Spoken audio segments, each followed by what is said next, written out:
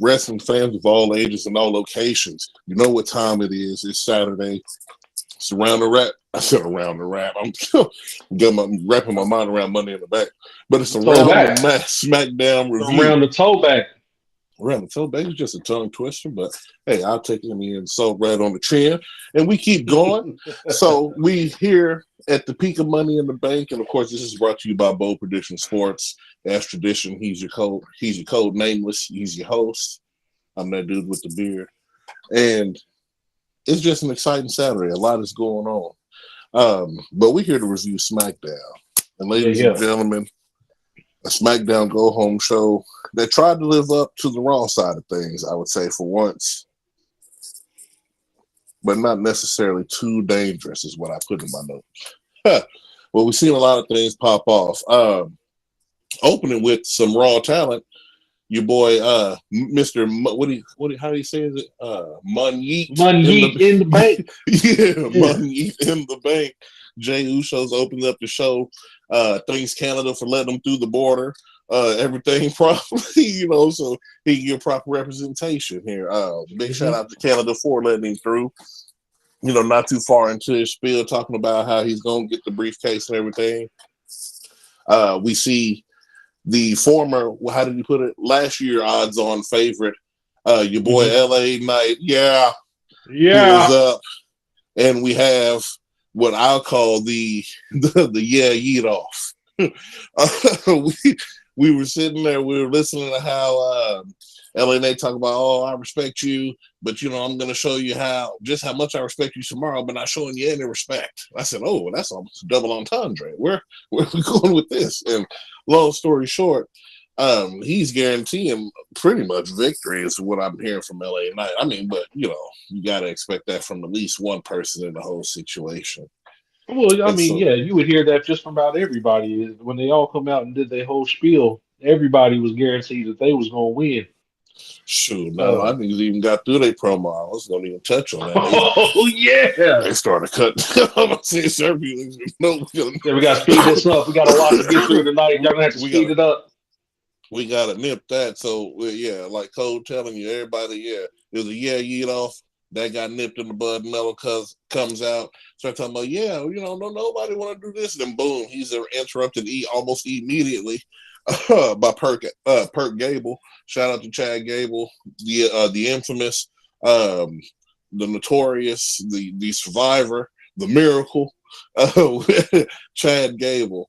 Like you said, he comes out talking about what he survived, how his life's been hell, and then boom, he's cut off again. And you know who came out? You remember who came out? Andrade, the future Money in the Bank winner. Loser, because he was cut off. He was cut off by the one who's going to actually win Money in the Bank, Drew McIntyre. Drew McIntyre comes out and said, let me go ahead and just introduce my opponents right quick in case y'all don't know. You got El Idiot over here sitting on the corner, El Champion. Was mightily disrespected by Drew McIntyre. By the way, Drew McIntyre comes out and immediately Canada interrupts him by chanting CM Punk. Them CM Punk chants was heavy. I was going to say, because as soon as he came out, he got cut off. So you ain't going to do nothing. Tell me about the dude who got cut off the quickest. But you got cut off the quickest. He said, that's all right. CM Punk's not here, but his family's with me everywhere I go. Everywhere I go. Everybody, Drew. Show it off. He gets in the ring. He tells Chad Gable, puts a hand on the shoulder, and the only thing he said about Chad is like, "Man, I just feel bad for you." Chad was like, "Thank you for the sentiments. I appreciate it." Then he goes over to Carmelo and he says, "Melo, you got a bright future ahead of you, but you're not him. You're looking up at him, and the height difference. Knocked over my stand. Height difference between Carmelo and Drew McIntyre was made very, reminds me of how my daughter looks at me every day. Looking right. Carmelo looks right up. Said you're looking up at him, so we'll go ahead and leave you to the dogs. LA Knight, you're not gonna need the word tomorrow. You're gonna need the word no. So that was kind of weak. And then he looks at Jey Uso. He said, how the hell did you even get across the border? I said, ooh, major disrespect from Drew McIntyre just losing No, Evil wasn't taking that too Then lightly. that's He what I went said. He ahead. said, "Bump squamps. It's time to bump squamps." He was stewing on that L idiot. Hell, idiot. Huh? He said, Okay, "What does that mean? That's not even Spanish." He had to go to his English Spanish translating dictionary. Right. Idiot, idiota. Oh hell no! He jumped up off that turnbuckle real quick, kicked Drew McIntyre all in the face, kicked him out of the ring, and I'm then trying to everybody tell you. started bumping Yeah, it squints. just popped off. But It like I did said, pop I off. like how Either Low popped this thing up. He said, "Yeah, okay, that's what he said," and he's always well dressed. Always. Either Low, but anyway, bump squamps, man. Drew got his squamps thoroughly bumped. Yep. Like I said, Mello, yeah, everybody did. Jay caught almost the worst of it. He caught a couple things, but it's definitely gonna go down tonight in reference to that. But yeah, Yep. so it popped off here. Drew McIntyre, everybody cuts the commercial after they get their squamps bumped. Comes back to Bailey Bubble in the back, talking money in the bank and the experience and all that. Blah, blah, blah. To be interrupted by, I'm going to go as far as to say top shelf, Chelsea Green. I think she's made her way to the shelf, Wes. Yep. And, She was mighty fine in them dresses that she wore. So she wore two different dresses. One in this little segment here that was kind of low cut in the front. And it was kind of like green and purple, like pearlescent, kind of reflective colors. mm-hmm. And she straight up told Bailey like, it wouldn't even be champion right now, Bailey, if I hadn't got kicked out of the match during that little escapade between Piper Nivens and my little pit bull. You know what I'm saying? Right. So don't even worry about holding on to that title too much longer. Bailey has the disrespect and says, "You know what? Why don't you go ahead and try to win a match first before you come talk to me?" Before she can even finish her sentence, that pit bull was all over. Piper I'm Niven comes trying to tell back, you. dragged her all across the equipment cases in the back, and then held her up so that Chelsea can get real close and let her know. Said, "Next time that happens to you, I'll be cashing in money in the bank." See Man. ya. I said, "All right, Chelsea, your Mm-hmm. stock is rising." Number two. It is. Without having any credibility, your voice is credible. You've earned merit. You've earned some merit. Yep. Good night. I'm liking her more and more each week, man. I've always liked her, but the fact that they wouldn't let her win matches on a regular basis did kind of piss me off. And I couldn't really be a fan of Chelsea Green while she was losing consistently, losing consistently, losing consistently. But if she does, by some hook or crook, beat Tiffany Stratton for this Money in the Bank title or Money in the Bank briefcase, um, I could see her definitely cashing it in, becoming champion, and being one of those champions that we haven't seen in quite a while. One of those um, champions that just does everything in her power to keep her title, takes opportunities, hella cheating, always getting interferences from Piper, shit like that, and just holding on to a title. I can see her doing that, man. They call it a chicken shit heel champion. I don't call it chicken shit heel. I call it championship moves champion right there. Because if you hold on to that belt by hook or by crook and you still the champion in the next week, then the championship moves. Who do you think she'd cash in on? Bailey. She's already made it obvious that she's gonna jump Bailey for that title. Oh, so you saying she going to SummerSlam versus Nia then? Because my thing is like, I was like, I hope you hold on to that briefcase for a while, because unless you just want a short run, like I said, this is almost a lock, like how we feel this Gunther situation is. Like, it's almost like, yeah, you can hold on to it for now, but I don't know. Summer and I don't know. Slam coming up The off that women's. thing. I don't feel as confident in the women's. I'm confident that Nia Jax is going to win that championship, but I don't know if she's going to beat Bailey for it or if she's going to beat whoever wins Money in the Bank. And I don't know if the Money in the Bank winner is going to necessarily cash in before that showdown with Nia. They might let Nia go ahead, boom, bam, do that thing, and then they have to plan for that. They got the rest of the year to figure out how they're going to figure that out. Because Nia Jackson, if she gets that belt, she's holding on to it for quite a while. Right, and they she gonna have a little Stratton in her pocket. But it's not going to matter because Tiffany Stratton is going to win that Money in the Bank briefcase. Oh, okay, so she going to holler at Liv Morgan, man. No, Rhea Ripley's gonna holler at Liv Morgan. Rhea Ripley will be back before SummerSlam, I think. I would hope so, but that don't mean she ain't gonna stop the cash in. I don't know. Tiffany Stratton might just hold on to that briefcase and I don't know, flaunt it around while Nia Jax got her title. I don't know, man.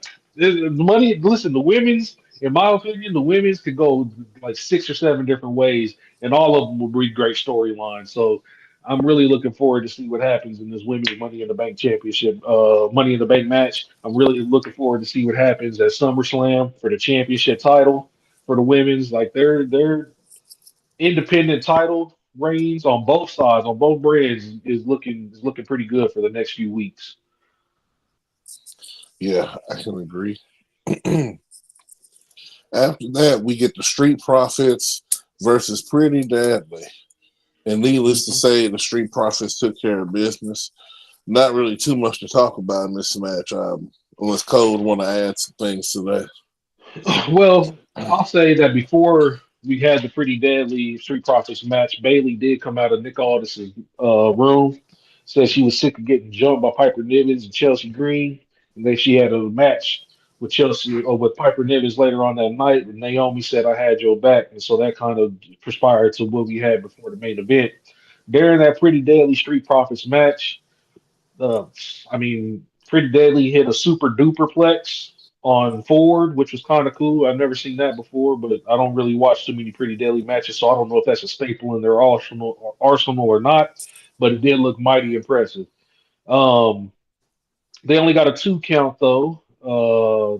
Dawkins hits a Swanton bomb, and then pounces Pretty Deadly out of the ring. Ford flips over the top of the rope, crash into Pretty Deadly, throws one of them in. I think it was Kit Wilson or Cat Wilson or whatever his name is into Dawkins. Dawkins hit the sky high, then Ford real quick hits a nasty frog splash from the top rope. God And damn, bro, Dawkins his Sky frog splash. High is pretty good, and he don't get enough credit for that. He don't look like he D'Lo Brown's son when he be Uh-huh. hitting that move, man. So, Yeah, that and sky shout high out is to him because nasty. they whole finisher is D'Lo Brown based. That's letting the splash off the top. Oh I yeah, the said frog that splash they right after. messing with the real deal now. They just need to come on out and do it. Messing with the real deal now. But yeah, uh, Ford's frog splash or anything that he does Oh, is amazing. Like his athleticism almost cannot be contained in the wrestling ring. He hit that frog splash so hard that he kind of flipped over Pretty Deadly, and then had to back roll onto Pretty Deadly for the 1, 2, 3 because he had so much momentum coming off that rope. He yeah. he can't be contained almost, man. I don't want Street Profits to break up just for the sake of it, but I definitely have been saying this for years. Need to see Montez Ford on a singles run. He's got to get some kind of singles gold. He definitely could be United States champion. He could even take it off of Logan Paul in a good feud. Like he won't be do it the first time, but the second time they fight, he can get that belt off of Logan Paul for sure. Um, After the Pretty Deadly match, we had a quick promo. It wasn't even a promo; it was like a backstage segment between A Town Down Under. They're getting Yep. ready for the match, and Austin Theory pulls up and says to Waller, "With look, man, we got to get on the same page." Grayson Waller kind of looks confused, like I don't get it. All of a sudden, you don't trust me? And he says, "Well, I've been thinking about what Johnny Gargano said the last few weeks." He says, "What are you talking about? You're the undefeated. We're the undefeated tag team champions. First of all, that's all the world needs to know that we on the same page.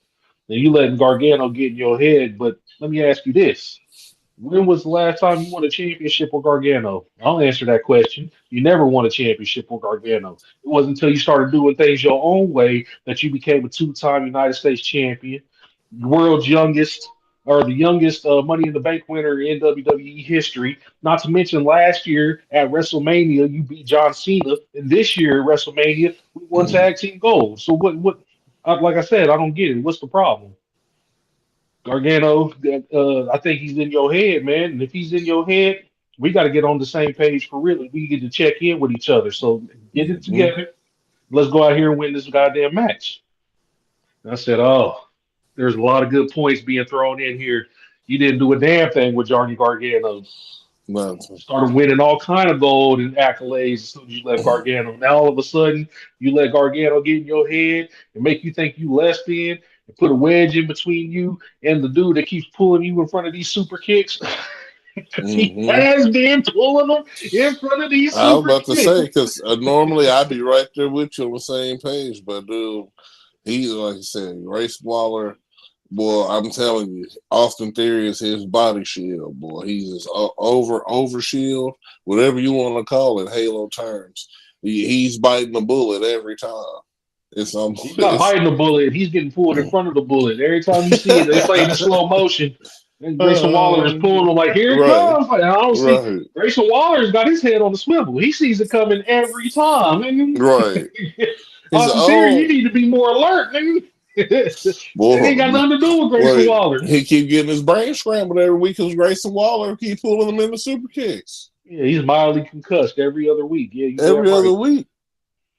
But yeah, so that was leading into what I call the next match here. It was I put it relevant. Johnny's wife and that one girl versus Jade Cargill and Bianca Belair.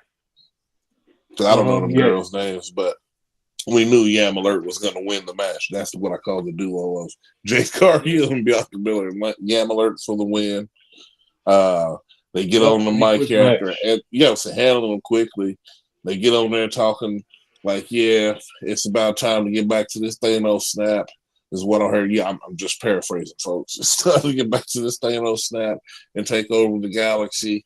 Them titles is ours. We on the same page. We about to come get it. And Jade Cargill jumps on. All you heard was thunder, rumblings, and lightning. And she said the same thing pretty much through the whole storm. This is our titles. We coming to get them. We all know that it's inevitable. Like they know it. We know it. Everybody knows it. It's inevitable because they are Omega level mutants, ladies and gentlemen. If you ain't never seen them, you ain't seen the tag team of Jade Cargill and Bianca Belair. It's the X-Men right here. X-Women. And they throw it up every time. Wakanda forever, again. Trying to tell you. So needless to say, they're on the hunt for gold. So that thing is done. Boom, blam. And then we get a commercial, come back to Kevin Owens and the Avengers, or Cody and Friends. Like Cody and Friends. That's exactly what I got in my note. Cody and Friends come out to the ring, starting with Canada's own Kevin Owens, followed by Randy Orton. Finally, Cody makes his 6-minute entrance with about $600 worth of pyro going on. I'm trying to tell you. Shaking hands, kissing babies, signing autographs. Taking Cody Rhodes, baby. Good. Then Cody Rhodes gets in the ring, starts pandering to the crowd, talking about, what do you want to talk about? We could talk about Sammy and Friends comedy show last night.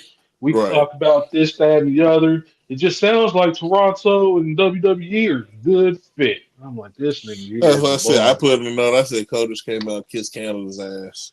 No offense to any Canadian fans we have, nothing. But I mean, good night. He was sucking the asshole dry. Like, good night. You didn't even have to do all that.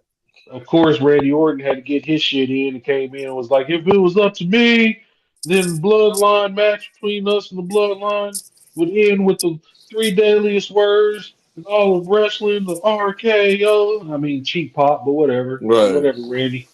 I understand it's the go-home show and you don't feel like working. I got you. Right. Canada pop. That's what Canada pop real big when Kevin Owens got on the mic.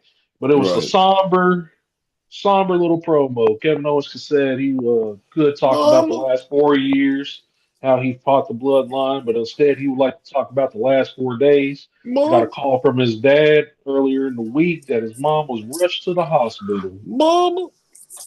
Same hospital that she gave birth to him at. And he said, I could have been there tonight to no problem with anybody in the back or anybody out here, but the only person that would have a problem is my mama. Because she, at the age of 11, made sure that she did everything that I could to realize my dreams and fight in the WWE. And she would want me, instead of being by her bedside, to come out here, get the bloodline, the worst ass whooping they have ever received. And I said, that's the bottom line. Because Mama said so. Because Mama said so. And there was That was some the end part of in that there. promo. There was some part in there. I remember he was talking about the medulla oblongata and told somebody he was wrong and Mama was right. So that's when I knew Kevin Owens was on a different level going in tonight. He's coming in full. I don't want to say full retard, but he's coming in Bobby Boucher-esque. He's about to be ready tonight. Yeah, some high quality H2O. Some high quality RKO. Yeah, they're ready for a fight, and that's for damn sure. Man.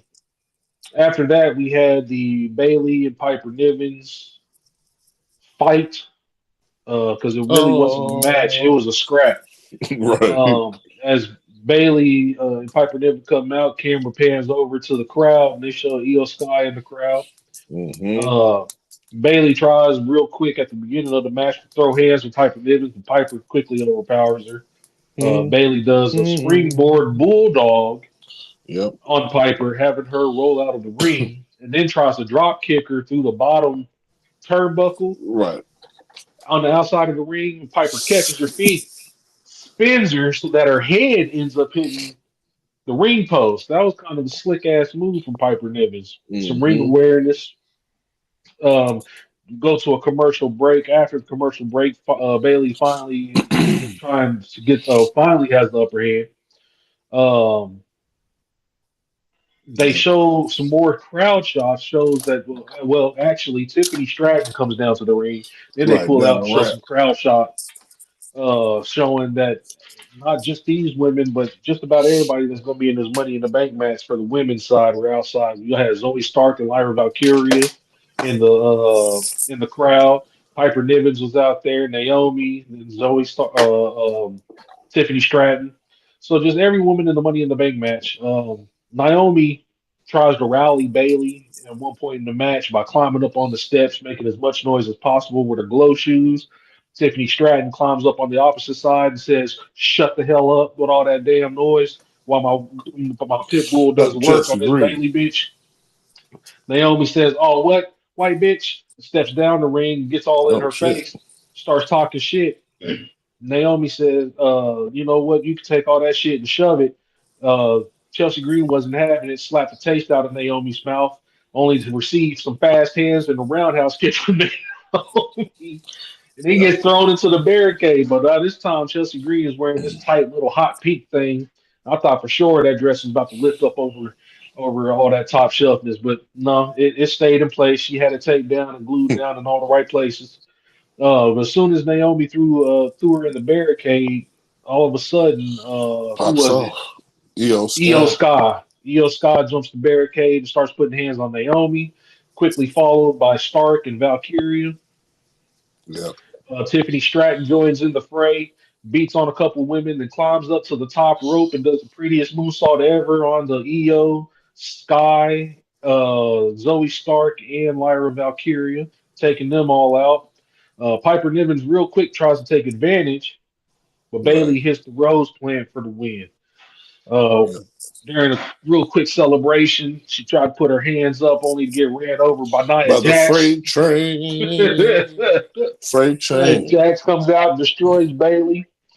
Tries to hit the Annihilator, but before she can get up to the second rope, Mia Chin slides in with a damn kendo stick. Starts whooping Nia's ass, tearing her up, beat her out of the ring. Tiffany Stratton kind of runs over to Nia, helps her up, and they run up the ramp and whatnot. And then Mi Chin kind of daps up Bailey. So it looks like out of everybody in this match, Bailey is Mi Chin is the only one that kind of gives Bailey some dap at the end of it. Because even in my opinion, Naomi ass was whooped at that point. Well, Naomi ass was whooped, but in my opinion, I think she was doing more of a distraction than trying to rally Bailey by jumping up on a ring apron, making all that damn noise. She could have easily been a distraction that cost Bailey that match, in my opinion. But I don't know that. I don't think that's the story they're going. I just think it was obnoxiously loud, and people don't rally like that unless you in the match, and that's the only way that you can get. Normally you just slam on the apron, slam on the apron, slam on the apron, but you don't climb all up on the ring stairs and on the ring apron and stuff. You're not in the match. You only do that if If you you're the New in the Day, match. If it's the tag team, if or you if in a you're the tag New team Day, match, or in the quickly disintegrating New Day. Yep, hmm. yep, yep. So Interesting. then we had the main events. Last Oh part yeah. of SmackDown. Well, the second to the last part of SmackDown.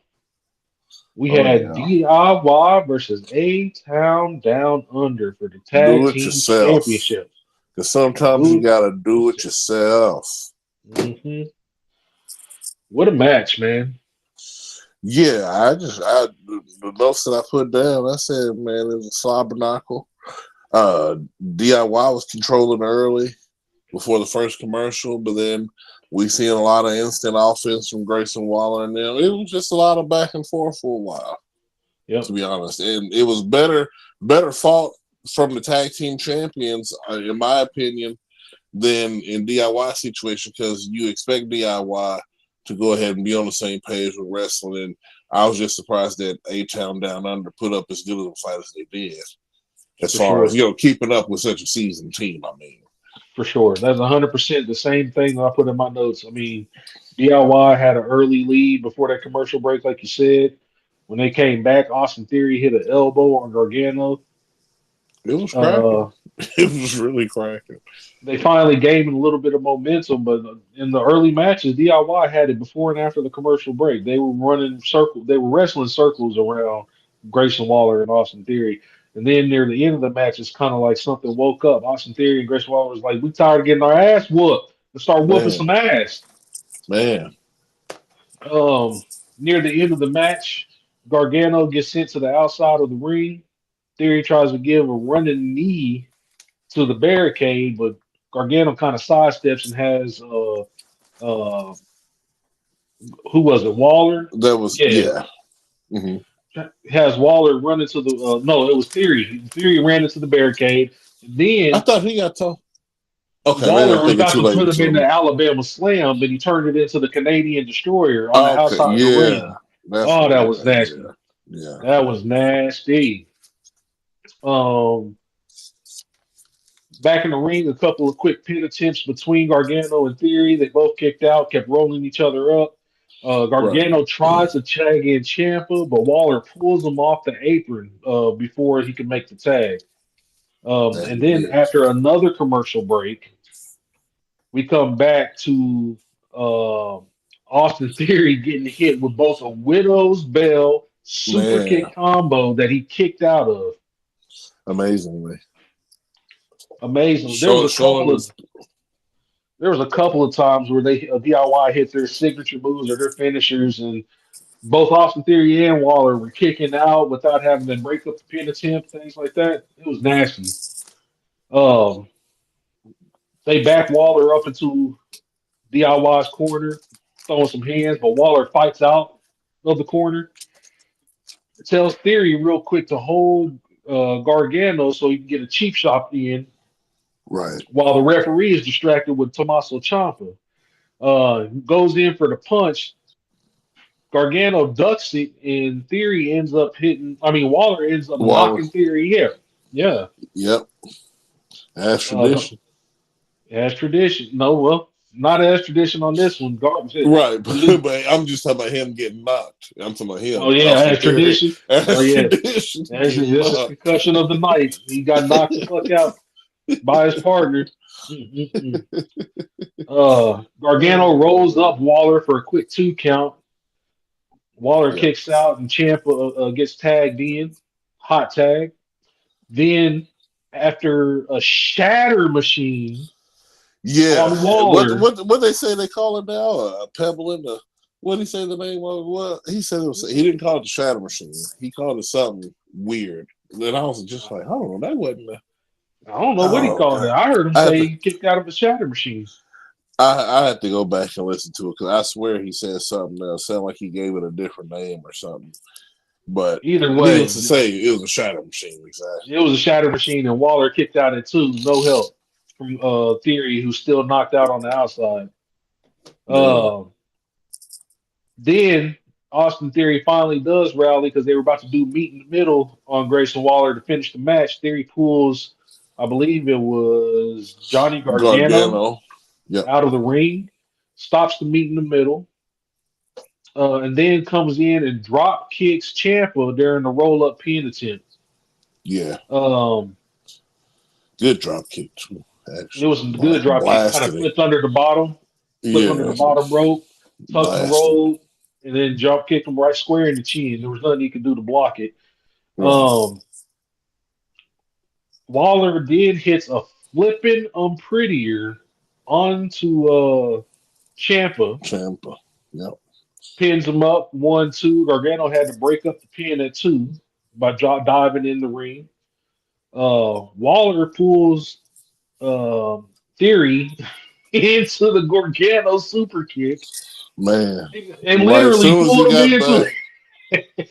Like, as soon as he got back in the ring, he's like, yeah. Bang. Okay. Right back to Concuss City. Then does a rising knee onto Gargano. Ciampa hits Project Ciampa, and they get another attempt at that meet in the middle. Hits Theory, or hits Waller with the meet in the middle. But then Theory puts Waller's foot on the rope to break up the 3 count, because that was it. Yeah, slid his foot right up under there. His foot's under the rope. He had blah, blah. Yeah, breaks up the pin count. And he said, okay. Let's see. Gargano suicide dives out to Theory to take him out, and then he goes back in the ring to put Waller in the Gargano escape. Man, Waller was about to which is still one of the nastiest submission holds in all of wrestling. Like I think besides the Shatter Machine, the Project Ciampa, those are the 2 nastiest moves that DIY have. That means the middle is I mean, it's not killing the BTE trigger. So I'm about to say it's not a BTE trigger. It's not killing the BTE trigger. It's a trigger nonetheless. It's a lesser trigger. Right. And that Gargano escape is definitely like top number 3 in their arsenal. Yeah. Theory dives on the Waller's hand to keep him from tapping out. Right up under Waller was getting ready to tap. It was coming down. Hold it in. Then off in the corner, perfect camera angle. Shout out to production. You see him slide in. Ooh. Yep. Tommaso Ciampa came in. They put him into the what does he call it? The I almost forgot. I did forget. Hold on, I got it written down here somewhere. Oh, the Sicilian stretch. That's what Sicilian stretch. Okay. I was gonna say Sicily finisher, but I'm horrible with these names. I didn't want to butcher it. Yeah, that's the one though. So shades of, DIY. You already know every time they are in the middle of the ring, and each of them have a finishing move. Right. They finish a submission on. It's the end of the match, and damn sure. I don't think both of them tapped out. It did look like near the end after. Austin just looked like it was only trying to tap out, but it looks like only Waller tapped out.